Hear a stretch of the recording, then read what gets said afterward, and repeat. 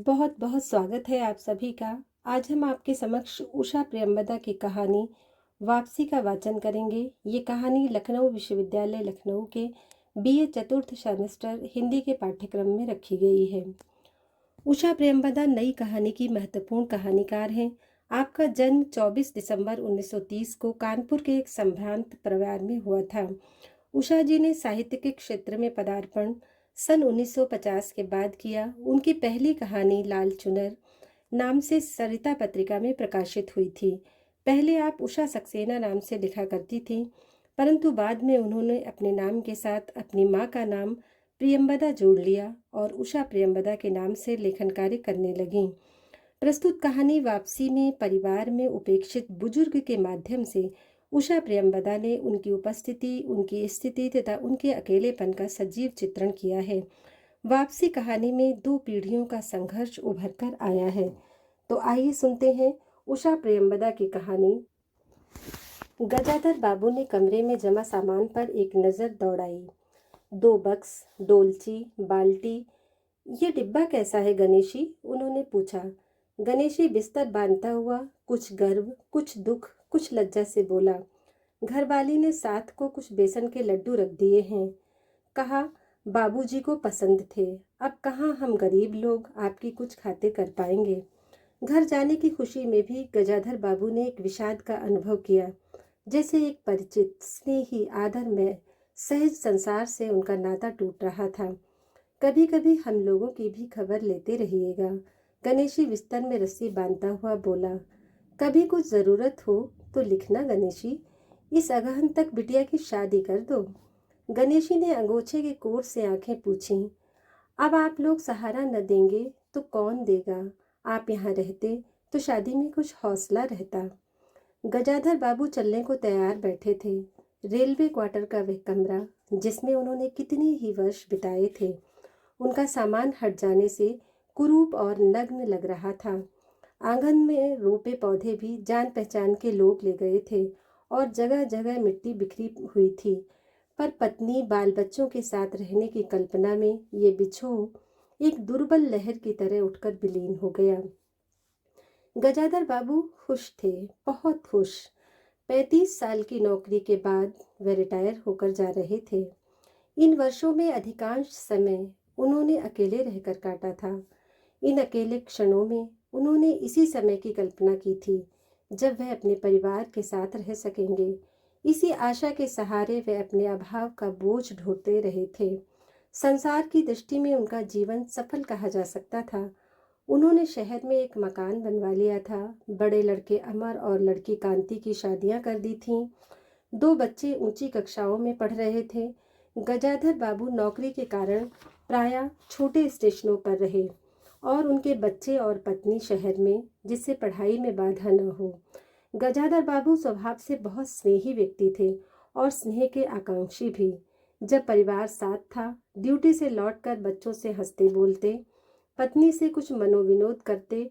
उन सबके चले जाने से उनके जीवन में गहना सूनापन भर उठा। खाली क्षणों में उनसे घर में टिका न जाता था।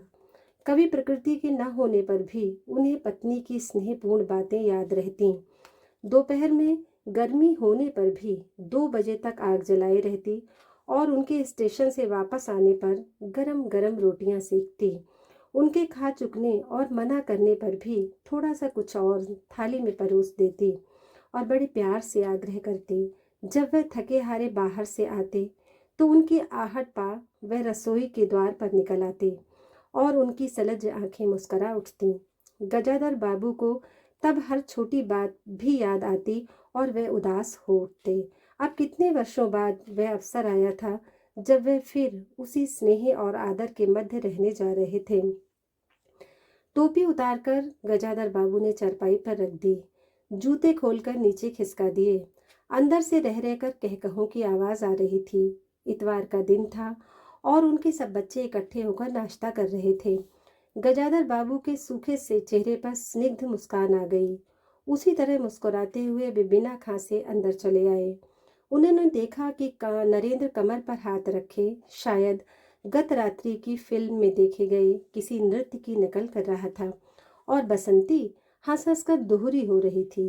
अमर की बहू को अपने तन बदन, आंचल या घूंघट का कोई होश न था और वह उन्मुक्त रूप से हंस रही थी। गजाधर बाबू को देखते ही नरेंद्र धप्प से बैठ गया और चाय का प्याला उठाकर मुंह से लगा लिया।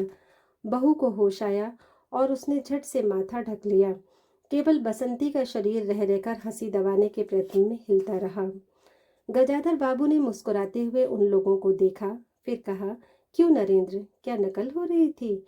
कुछ नहीं बाबूजी, नरेंद्र ने सिर पिटाकर कहा।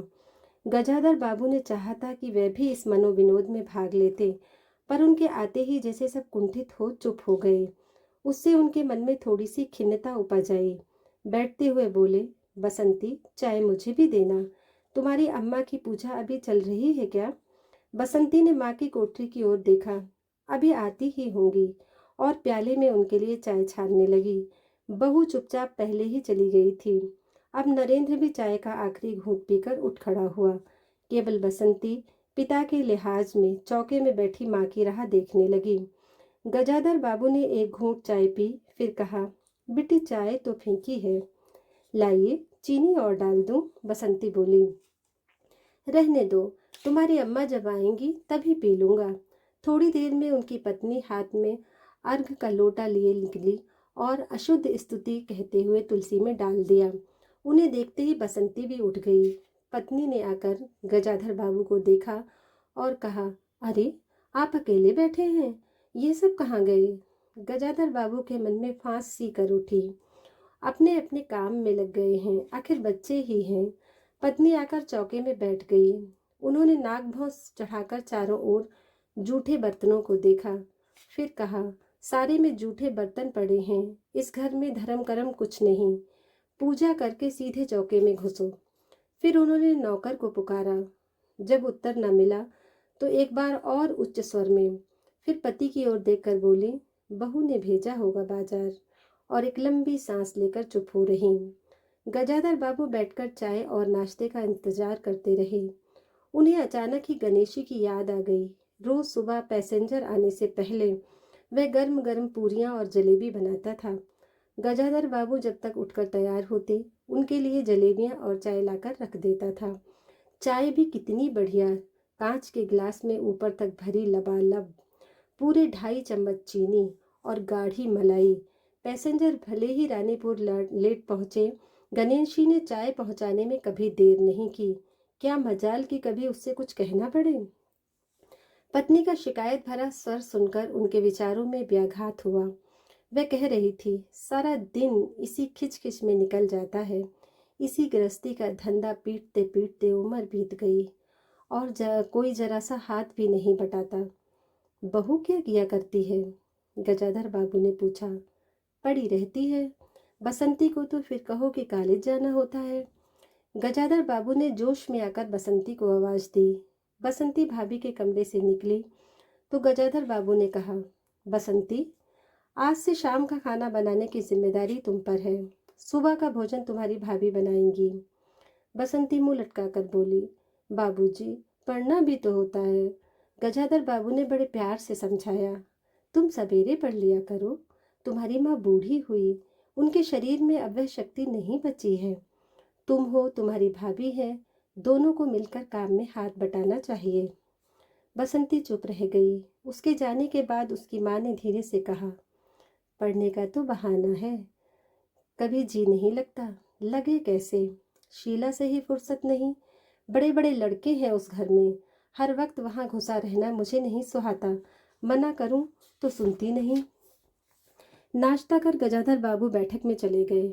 घर छोटा था और ऐसी व्यवस्था हो चुकी थी कि उसमें गजाधर बाबू के रहने के लिए कोई स्थान न बचा था। जैसे किसी मेहमान के लिए कुछ अस्थायी प्रबंध कर दिया जाता है, उसी प्रकार बैठक में कुर्सियों को दीवार से सटाकर बीच में गजाधर बाबू के लिए पतली सी चारपाई डाल दी गई थी। गजाधर बाबू उस कमरे में पड़े पड़े कभी कभी अनायास ही इस अस्थायित्व का अनुभव करने लगते। उन्हें याद हो आती उन रेलगाड़ियों की जो आती हैं और थोड़ी देर रुककर किसी और लक्ष्य की ओर चली जाती हैं। घर छोटा होने के कारण बैठक में ही अब अपना प्रबंध किया था। उनकी पत्नी के पास अंदर एक छोटा कमरा अवश्य था, पर उसमें एक और अचारों के मर्तबान, दाल, चावल के कनस्तर और घी के डिब्बों से घिरा था। दूसरी ओर पुरानी रजाइयाँ दरियों में लिपटी और रस्सी से बंधी रखी थीं। उसके पास एक बड़े से टीन के बक्से में घर भर के गर्म कपड़े थे। बीच में एक अलगनी बंधी हुई थी, जिस पर प्रायः बसंती के कपड़े लापरवाही से पड़े रहते थे। वे भरसक उस कमरे में नहीं जाते थे। घर का दूसरा कमरा अमर और उसकी बहू के पास था। तीसरा कमरा, जो सामने की ओर था, बैठक था। गजाधर बाबू के आने से पहले उसमें अमर की ससुराल से आया बेत की 3 कुर्सियों का सेट पड़ा था। कुर्सियों पर नीली गद्दियां और बहू के हाथों के कढ़े कुशन थे। जब कभी उनकी पत्नी को कोई लंबी शिकायत करनी होती तो अपनी चटाई बैठक में डाल पड़ जाती थी। तो वह एक दिन चटाई लेकर आ गई। गजाधर बाबू ने घर गृहस्थी की बातें छेड़ी। वे घर का रवैया देख रहे थे। बहुत हल्के से उन्होंने कहा कि अब हाथ में पैसा कम रहेगा, कुछ कुछ खर्च कम होना चाहिए। सभी खर्च तो वाजिब वाजिब है, किसका पेट काटूं। यही जोड़ गांठ करते करते बूढ़ी हो गई, न मन का पहना न ओढ़ा। गजाधर बाबू ने आहत विस्मित दृष्टि से पत्नी को देखा। उनसे अपनी हैसियत छिपी न थी। उनकी पत्नी तंगी का अनुभव कर उसका उल्लेख करती, ये स्वाभाविक था, लेकिन उनमें सहानुभूति का पूर्ण अभाव गजाधर बाबू को बहुत खटका। उनसे यदि राय बात की जाती कि प्रबंध कैसे हो, तो उन्हें चिंता कम संतोष अधिक होता, लेकिन उनसे तो केवल शिकायत की जाती थी, जैसे परिवार की सब परेशानियों के लिए वही जिम्मेदार थे। तुम्हें किस बात की कमी है अमर की माँ? घर में बहू है, लड़के बच्चे हैं, सिर्फ रुपए से ही आदमी अमीर नहीं होता। गजाधर बाबू ने कहा और कहने के साथ अनुभव किया, ये उनकी आंतरिक अभिव्यक्ति थी, ऐसी कि उनकी पत्नी नहीं समझ सकती। हाँ, बड़ा सुख है न बहू से। आज रसोई करने गई है, देखो क्या होता है, कहकर पत्नी ने आंखें मूंदी और सो गई। गजाधर बाबू बैठे हुए पत्नी को देखते रह गए। यही थी क्या उनकी पत्नी, जिसके हाथों के कोमल स्पर्श, जिसकी मुस्कान की याद में उन्होंने संपूर्ण जीवन काट दिया था। उन्हें लगा कि वह लावण्यमयी युवती जीवन की राह में कहीं खो गई और उसकी जगह आज जो स्त्री है वह उनके मन और प्राणों के लिए नितांत अपरिचित है। गाढ़ी नींद में डूबी उनकी पत्नी का भारी सा शरीर बहुत बेडौल और कुरूप लग रहा था। चेहरा श्रीहीन और रूखा था। गजाधर बाबू देर तक निसंक दृष्टि से पत्नी की ओर देखते रहे और फिर लेटकर छत की ओर ताकने लगे। अंदर कुछ गिरा और उनकी पत्नी हड़बड़ाकर उठ बैठी। लो, बिल्ली ने कुछ गिरा दिया शायद, और वह अंदर भागी। थोड़ी देर में लौट कर आई तो उनका मुंह फूला हुआ था। देखो बहू को, चौका खुला छोड़ आई। बिल्ली ने दाल की पतीली गिरा दी। सभी तो खाने को हैं, अब क्या खिलाऊंगी। वह सांस लेने को रुकी और बोली, एक तरकारी और 4 पराठे बनाने में सारा डिब्बा घी उड़ेल कर रख दिया। जरा सा दर्द नहीं है। कमाने वाला हाड़ तोड़े और यहाँ चीजें लूटें। मुझे तो मालूम था कि यह सब काम किसी के बस का नहीं है। गजाधर बाबू को लगा कि पत्नी कुछ और बोलेंगी तो उनके कान झंझना उठेंगे। होंठ भींच करवट लेकर उन्होंने पत्नी की ओर पीट कर ली। रात का भोजन बसंती ने जानबूझकर ऐसा बनाया था कि कौर तक निगला न जा सका। गजाधर बाबू चुपचाप खाकर उठ गए, पर नरेंद्र थाली सरकाकर उठ खड़ा हुआ और बोला, मैं ऐसा खाना नहीं खा सकता। बसंती तुनक कर बोली, तो ना खाओ, कौन तुम्हारी खुशामद करता है? तुमसे खाना बनाने को कहा किसने था? नरेंद्र चिल्लाया। बाबूजी ने। बाबूजी को बैठे बैठे यही सोचता है? बसंती को उठाकर माँ ने नरेंद्र को मनाया और अपने हाथ से कुछ बनाकर खिलाया। गजाधर बाबू ने बाद में पत्नी से कहा, इतनी बड़ी लड़की हो गई और उसे खाना बनाने तक का शऊर नहीं आया। अरे आता सब कुछ है, करना नहीं चाहती, पत्नी ने उत्तर दिया। अगली शाम को रसोई में देख कपड़े बदलकर बसंती बाहर आई तो बैठक से गजाधर बाबू ने टोक दिया, कहाँ जा रही हो? पड़ोस में शीला के घर, बसंती ने कहा। कोई ज़रूरत नहीं है, अंदर जाकर पढ़ो, गजाधर बाबू ने कड़े स्वर में कहा। कुछ देर अनिश्चित खड़ी रहकर बसंती अंदर चली गई। गजाधर बाबू शाम को रोज टहलने चले जाते थे। लौट कर आए तो पत्नी ने कहा, क्या कह दिया बसंती से? शाम से मुंह लपेटे पड़ी है, खाना भी नहीं खाया। गजाधर बाबू खिन्न हो आए। पत्नी की बात का उन्होंने कुछ उत्तर नहीं दिया। उन्होंने मन में निश्चय कर लिया कि बसंती की शादी जल्दी ही कर देनी है। उस दिन के बाद बसंती पिता से बची बची रहने लगी। जाना होता तो पिछवाड़े से जाती। गजाधर बाबू ने दो एक बार पत्नी से पूछा तो उत्तर मिला, रूठी हुई है। गजाधर बाबू को और रोष हुआ। लड़की के इतने मिजाज, जाने को रोक दिया तो पिता से बोलेगी नहीं। फिर उनकी पत्नी ने ही सूचना दी कि अमर अलग रहने की सोच रहा है। क्यों? गजाधर बाबू ने चकित होकर पूछा। पत्नी ने साफ साफ उत्तर नहीं दिया। अमर और उसकी बहू की शिकायतें बहुत थीं। उनका कहना था कि गजाधर बाबू हमेशा बैठक में ही पड़े रहते हैं। कोई आने जाने वाला हो तो कहीं बैठाने की जगह नहीं है। अमर को अब भी वह छोटा सा समझते थे और मौके बेमौके टोक देते थे। बहू को काम करना पड़ता था और सास जब तक फूहड़पन पर ताने देती रहती थी। हमारे आने के पहले भी कभी ऐसी बात हुई थी? गजाधर बाबू ने पूछा। पत्नी ने सिर हिलाकर जताया कि नहीं। पहले अमर घर का मालिक बनकर रहता था। बहू को कोई रोक टोक न थी। अमर के दोस्तों का प्रायः यहीं अड्डा जमा रहता था और अंदर से नाश्ता चाय तैयार होकर जाता रहता था। बसंती को भी वही अच्छा लगता था। गजाधर बाबू ने बहुत धीरे से कहा, अमर से कहो जल्दीबाजी की कोई ज़रूरत नहीं है। अगले दिन वह सुबह घूमकर लौटे तो उन्होंने पाया कि बैठक में उनकी चारपाई नहीं है। अंदर आकर पूछने वाले ही थे कि उनकी दृष्टि रसोई के अंदर बैठी पत्नी पर पड़ी। उन्होंने ये कहने को मुंह खोला कि बहू कहाँ है, पर कुछ याद कर चुप हो गए। पत्नी की कोठरी में झांका तो अचार, रजाइयों और कनस्तरों के मध्य अपनी चारपाई लगी पाई।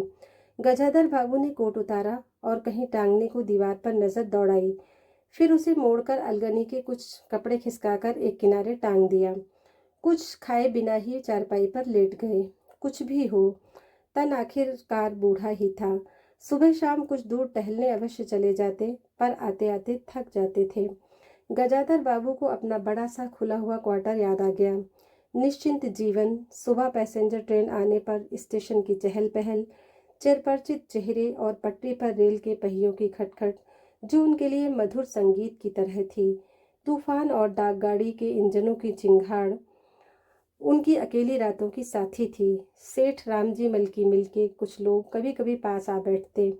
वही उनका दायरा था, वही उनके साथी। वह जीवन अब उन्हें एक खोई सी निधि प्रतीत हो रहा था। उन्हें लगा कि वे जिंदगी द्वारा ठगे गए हैं। उन्होंने जो कुछ चाहा उसमें से उन्हें एक बूंद भी न मिली। लेटे हुए वे घर के अंदर से आते विविध स्वरों को सुनते रहे। बहू और सास की छोटी सी झड़प, बाल्टी पर खुले नल की आवाज़, रसोई के बर्तनों की खटपट और उसी में दो गौरैयों का वार्तालाप। और अचानक कि उन्होंने निश्चय कर लिया कि अब घर की किसी बात में दखल न देंगे। यदि गृह स्वामी के लिए पूरे घर में एक चारपाई की जगह यही है तो यहीं पड़े रहेंगे। अगर कहीं और डाल दी गई तो वहाँ चले जाएंगे। यदि बच्चों के जीवन में उनके लिए कहीं स्थान नहीं तो अपने ही घर में परदेसी की तरह पड़े रहेंगे। और उस दिन के बाद सचमुच गजाधर बाबू कुछ नहीं बोले। नरेंद्र मांगने आया तो बिना कारण पूछे उसे रुपए दे दिए। बसंती काफी अंधेरा हो जाने के बाद भी पड़ोस में रही तो उन्होंने कुछ भी नहीं कहा, पर उन्हें सबसे बड़ा गम यह था कि उनकी पत्नी ने भी उनमें कुछ परिवर्तन लक्ष्य नहीं किया। वही मन ही मन कितना भार ढो रहे हैं, इससे वह अनजान ही बनी रही। बल्कि उन्हें पति के घर के मामलों में हस्तक्षेप न करने के कारण शांति थी। कभी कभी कह भी उठती, ठीक ही है, आप बीच में न पड़ा कीजिए, बच्चे बड़े हो गए हैं, हमारा जो कर्तव्य था कर रहे हैं, पढ़ा रहे हैं, शादी कर देंगे। गजाधर बाबू ने आहत दृष्टि से पत्नी को देखा। उन्होंने अनुभव किया कि वह पत्नी व बच्चों के लिए केवल धनोपार्जन के निमित्त मात्र हैं। जिस व्यक्ति के अस्तित्व से पत्नी मांग में सिंदूर डालने की अधिकारिणी है, समाज में उसकी प्रतिष्ठा है, उसके सामने वह दो वक्त भोजन की थाली रख देने से सारे कर्तव्यों से छुट्टी पा जाती है। वह घी और चीनी के डिब्बों में इतनी रमी हुई है कि अब वही उनकी संपूर्ण दुनिया बन गई है। गजाधर बाबू उनके जीवन के केंद्र नहीं हो सकते, तो अब उनकी शादी के लिए भी उत्साह बुझ गया।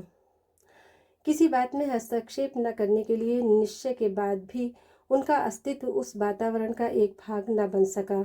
उनकी उपस्थिति उस घर में ऐसी असंगत लगने लगी थी जैसे सजी हुई बैठक में उनकी चारपाई थी।